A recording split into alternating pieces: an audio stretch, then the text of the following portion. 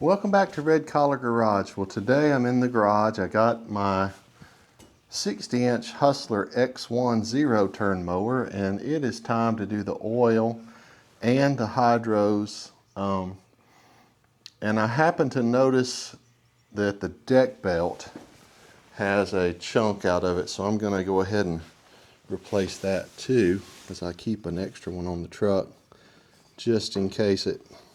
But see, I've got the life out of that one just about.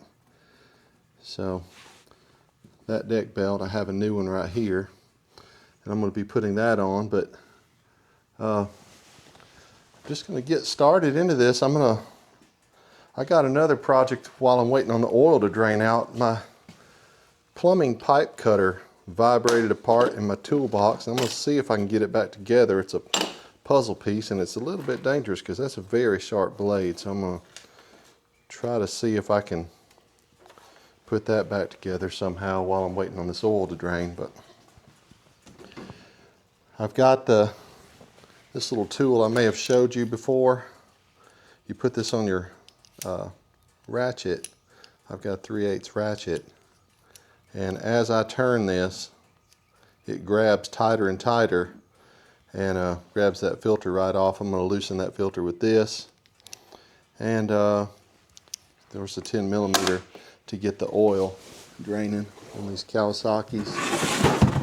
I'm going to have to get a shallower pan. So anyway, I'll be right back and we'll start this oil change.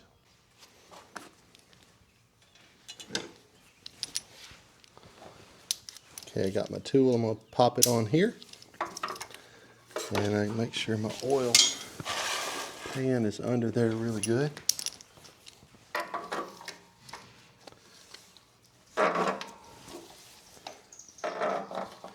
I'm going to try to pressure wash this mower today too. It's been a while since I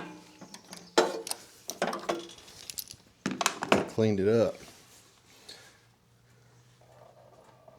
Yeah, it's getting in the pan. I use a Wix filter on these Kawasaki engines. This is a Kawasaki FX850V, and I use a Wix 51394 on here.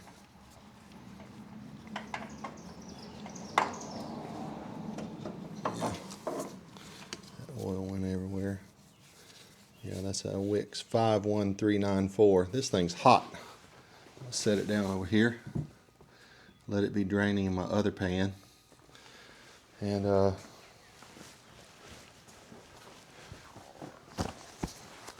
as I was saying before, this 10 millimeter release for the oil is right here.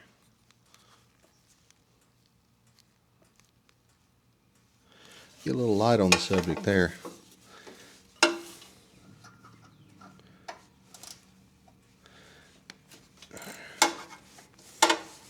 Just loosen this.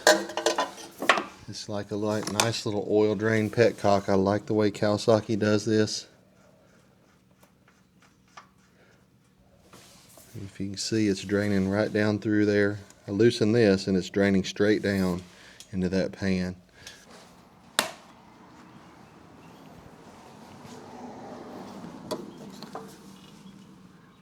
Lube that filter up real good with clean oil. I just hand tighten these till they get snug, and then snug them a little more. Good and hand tight there. That oil was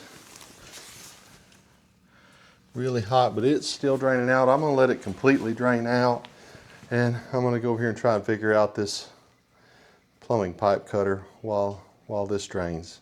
Okay, it's pretty much done draining now. I'm going to tighten this drain, snug up again.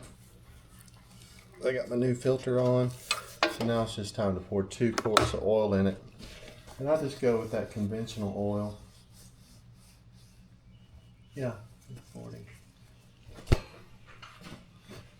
So I change my oil every 50 hours, and that may be overkill, but I just go with the conventional O'Reilly motor oil in the engine, and I use the 2050 conventional motor oil in the hydros, and I change it every 100 hours.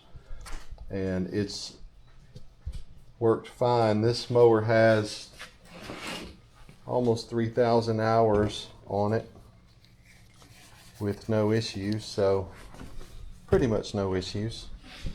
It uses oil, and that's another reason I'm not going to put expensive oil in it, because I use a lot of oil. But all I got to do now is put 2 quarts of oil in it, and then we're going to work on the hydros. But I've got to clean that up before we open up that. That's pretty dusty and dirty.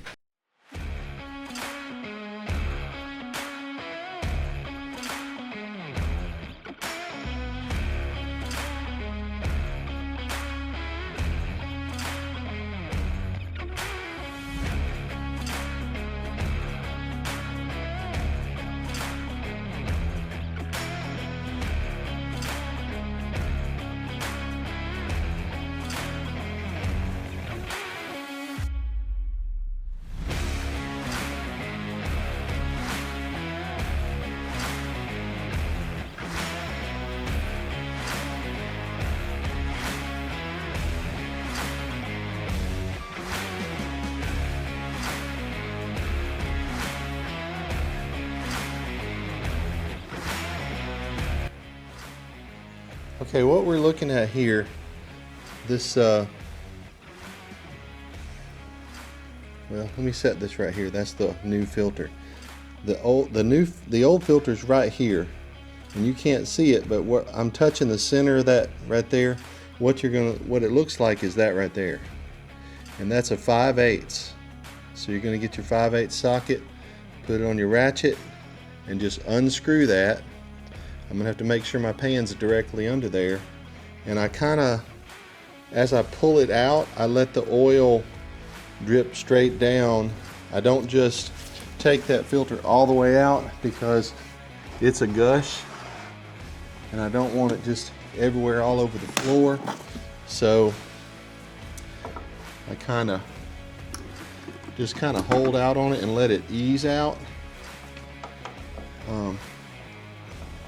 And it's plastic threads, so you just want to be nice and careful with it.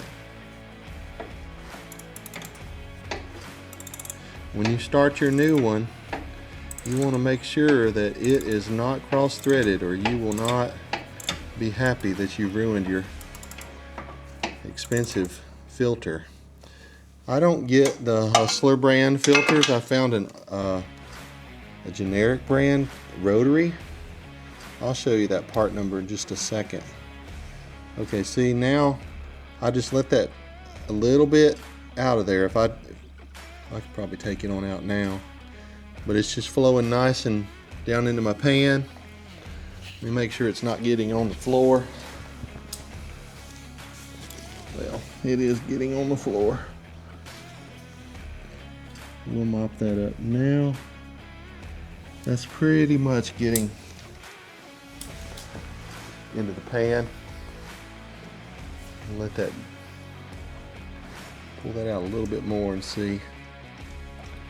Yeah, there's a lot of oil, probably, I don't know, half a gallon of oil in there, maybe more, maybe a whole gallon.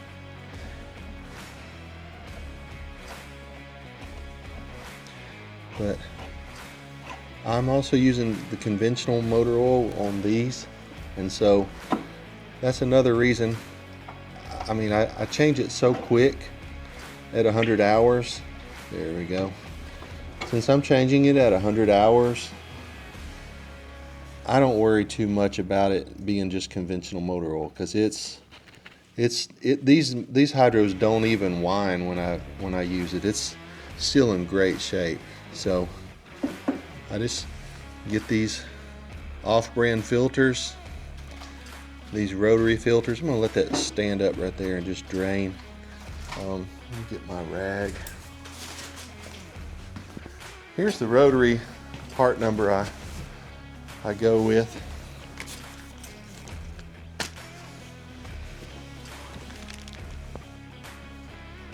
It's a 1916823. But you can find these aftermarket. I've had good luck with that brand right there.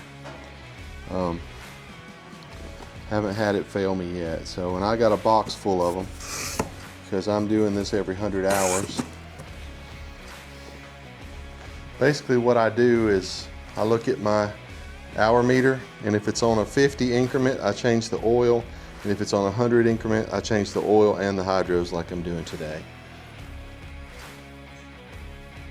And that's pretty much done draining. This is where I'll refill it right here.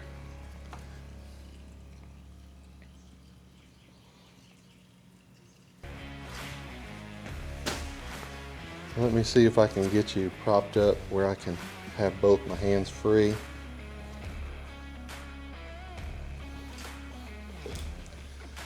Yeah, I want to lubricate these O-rings here and here with some good motor oil. And so actually I'm just gonna use what's right there, just as long as it's slick.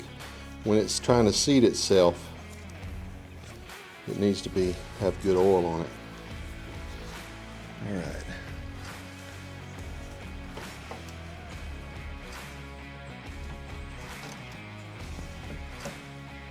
Okay.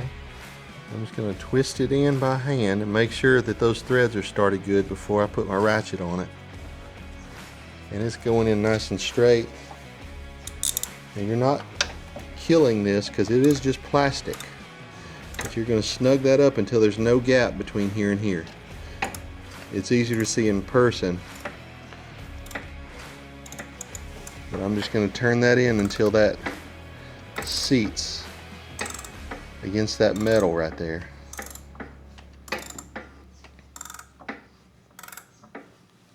Alright, and that's tight. I'm just going to stop it, and I'll just drop my ratchet in the oil. It'll be good. It'll lubricate it. So that's it. That's it on the filter. Now I'm going to fill it back up until I have oil, up into here.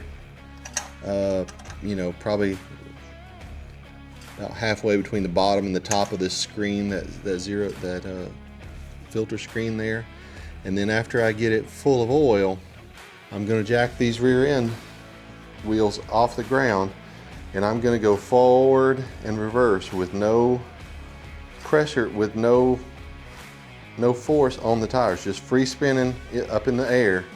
And I'll go forward and backwards for several minutes while that'll purge out any air in the system. And after that, I'll put it on the ground and run it. And that's all you got to do. But do remember to jack up your rear end in a safe way. Just so it's not touching. You don't have to go way high in the air. Just get it up off the ground, go forward and backwards until all the air is out. You can look in your reservoir and you can tell if it's foamy or not. But really, if you just do it a couple of minutes forward and a couple of minutes backwards, it'll be plenty. And you just let it spin in free air and then let it back down, and you should be good to go as long as your oil level is still up. Of course, you want to check for leaks on everything. When you start it, you want to make sure your oil's not leaking out of your engine because you just did an oil change, and you want to make sure it's not leaking out of your hydros. But that's pretty much it. And then I'm going to change this belt out. If y'all want to see that, you can stick around. I am going to put that, I guess I'll go ahead and film that too, but I'll also film in fast motion me jacking this up after I fill it up with oil, and I'll run the bubbles out of it and show y'all that too. Get these tools off of here.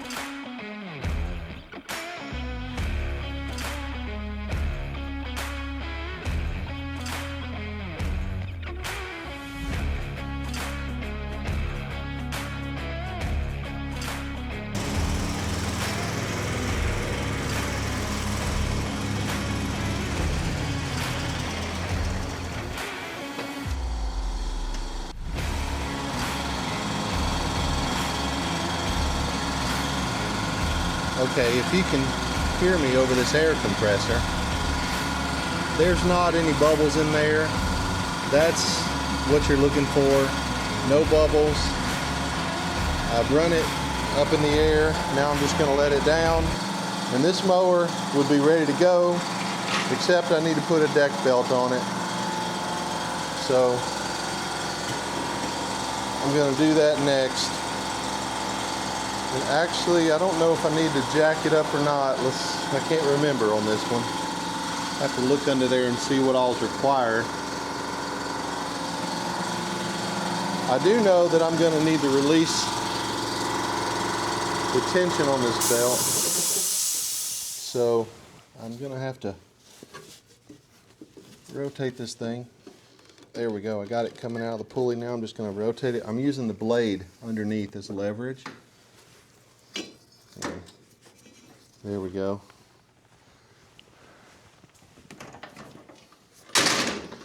Oh yeah, I remember now. The tension on these hustlers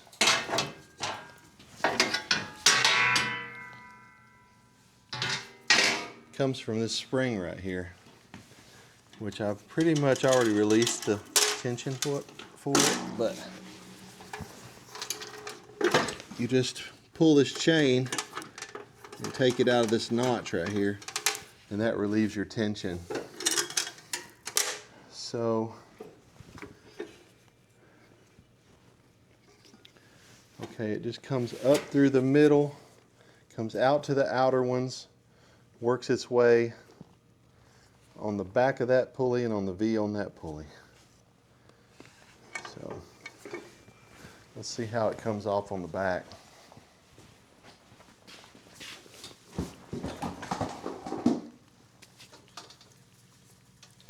I can get you down here with me.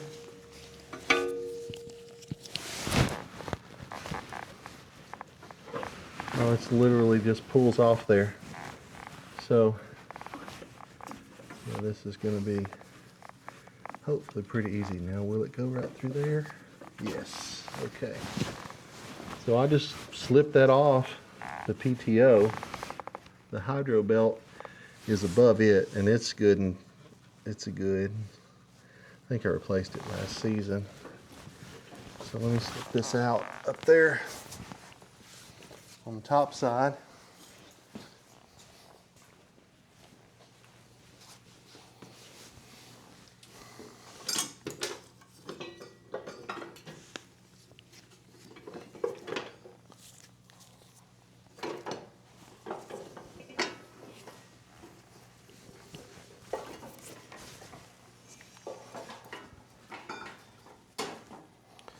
Before I go too crazy, I'm just going to make sure I have the right belt, because this is also not Hustler brand. This is a Stens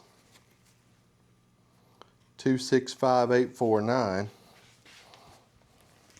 I'm just going to kind of hold it up side by side to this one. Make sure it's the same. Good grief, I don't have a long enough arm span. But yeah, it's coming out the same. At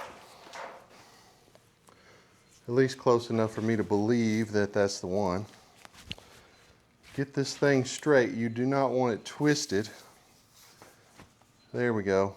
That just popped straight. I'm going to lay it on here.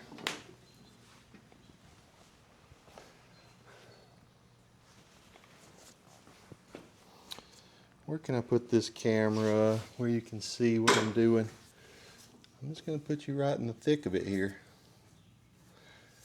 Basically what I'm going to do is poke this between here. That's the way the other one was. And I'm going to go ahead back there behind the mower, loop that around the PTO.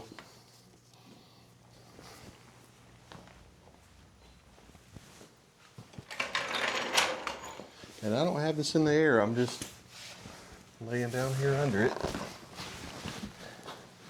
Okay, you want to go over those yellow bars.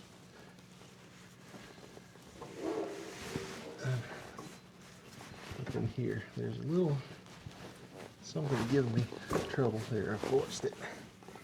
Now, you want to definitely make sure it's in that pulley. If I had a helper, I'd get them to pull tight on that up front. As usual, I'm working by myself trying to film this. Okay, that is in the pulley. If I pull it from the front, it should stay in. I'm gonna double check it before I am done. I'm gonna tug on it. All right, I think that's in the pulley. Sorry guys. Okay, so now I'm gonna come out on each side and hook this far spindle right out here on that spindle. Got that around there. Coming right through here, hook this other spindle. Actually, I'm going to wait on that spindle right there, but I remember now this was around the back of this one and the V on this one. And actually I can go ahead and hook it because we got that spring that we can tug on. It's kind of tight even before I put the spring on. Maybe before I tug on that, let's make sure we're still in our pulley back here. I'm gonna lay down. Yes, we are still in the pulley. Okay.